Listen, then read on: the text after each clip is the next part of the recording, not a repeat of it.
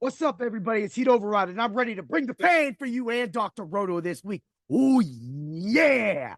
Woo! What another great weekend.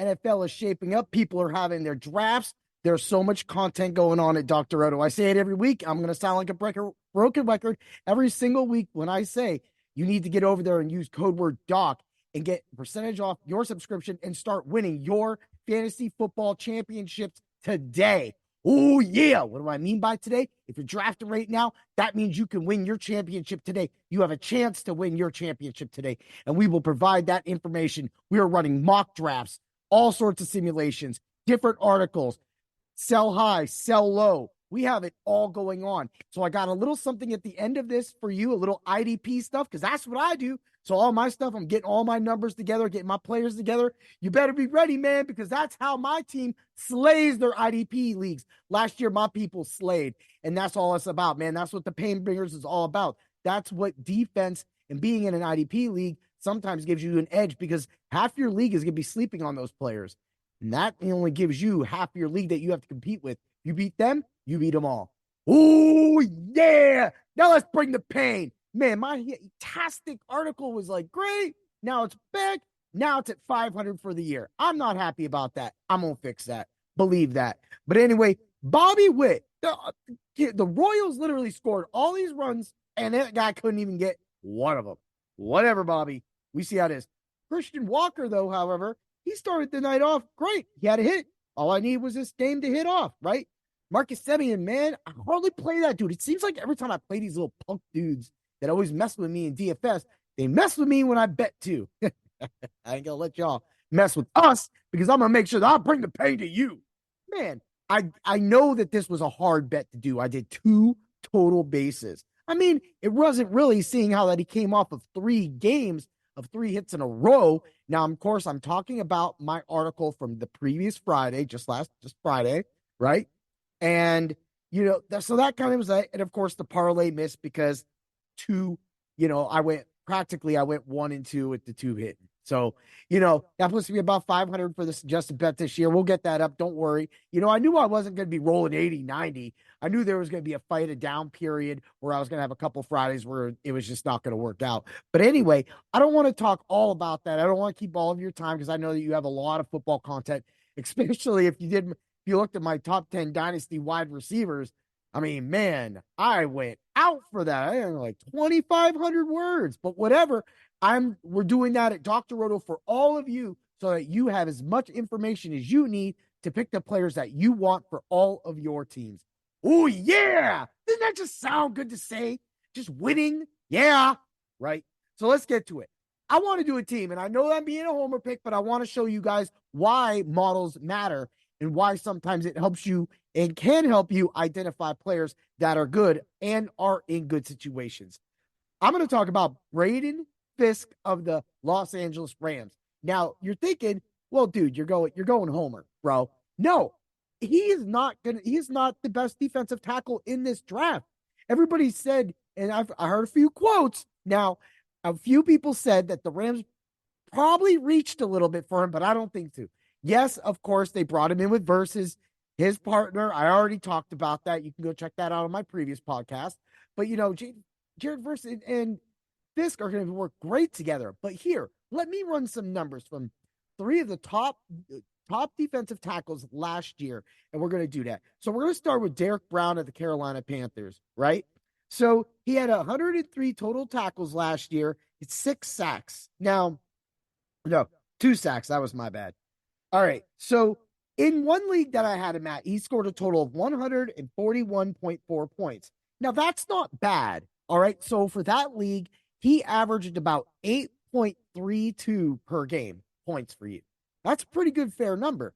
Now, I wanted to pull it back a little bit, get a little more restrictive on the numbers, because that league is, I give a few more bonuses out for defensive players in that league. So that's why you can see them score a little more. So in a normal setting, Derek Brown of the Carolina Panthers would score 109 points, around that roughly, giving you a 6.41 average over all 17 games, since he played 17 games, right? We'll move along to number 2, who also played all 17 games, and that's DeForest Buckner of the Colts, right? So 81 total tackles. Now, I'm giving you these two different numbers for a reason, right? I'm going to tell you why. You'll understand it. 81 total tackles, 8 sacks, and 1 touchdown. That equated for, in that league with the scoring, mind you, bonuses. This is bonus leagues. I'm giving you all sorts of IDP leagues right now for that. 129.5 for 7.62 average. Not bad.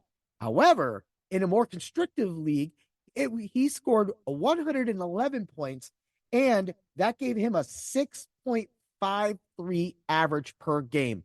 Now, let me slow it down for you. When you're drafting, it's not always about getting the best player. It's about getting the player that can perform almost like a best player, but if given an opportunity and maybe you finding the next Aaron Donald, AD, 99 for life, horns up, Ram Nation, oh yeah, yeah, right? You also can find what they would say the diamond in the rough. And I do that with all of my articles, my hard hits and cool picks all last year, fire. My IDP heats of the week, fire. That's what happens when you get into the ring when it's with me, IDP, because I go deep. I find players. You can stream your defense off my article completely the entire year. You don't even have to draft. You don't have to listen to none of my draft advice, but you probably should, because you're going to still need some of these big time players to make sure that you can win. And those are, of course, going to be the linebackers. You can't mess with those. All right. But like last year, when I had all my people going for all the people, I was able to pull out Zaire Franklin. And that right there was, I wasn't going to have a shot at Aluakun. So let me move along. Number 3, Christian Wilkins. Now, he only played 16 games. He had 65 tackles, 9 sacks. In the scoring league, it equated to 116 points, 0.5 points, for an average of 7.28 points per game. Not bad. So if we go over in the high scoring leagues now, let me just give out the other one. So in a standard IDP league, 92 points, 5.75. 5.75. All right. So in a higher scoring league, these defensive tackles, Derek Brown, DeForest Buckner, and Christian Wilkins scored a respective 8.32, 7.62, and 7.28. In the other league, it went, Derek Brown actually slipped a little bit with the 6.41. DeForest Buckner, probably because of that touchdown, 6.53. And then you had Christian Wilkins in at 5.75. Now, let me talk to you. In Braden Fisk's last season, he played 13 games, accumulated 43 total tackles for 6 sacks. Right? That's not bad at all. Not bad at all.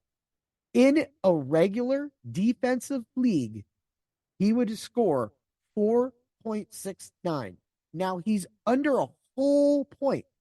Man, he'd override. Why are you telling us to draft your boy? Are you really that homer of a guy? No, dude. You know what I'm about to do? I'm about to blow your mind. If Braden Fisk goes back to his 2022 season, this is what you're going to get. You're going to get 59 total tackles, 12 of those for loss, which means he gets big penetration. And with, again, coming to the Rams, now this team is going to be really, really good. Tre'Davious White bringing the veteranship. Got to stay healthy, buddy.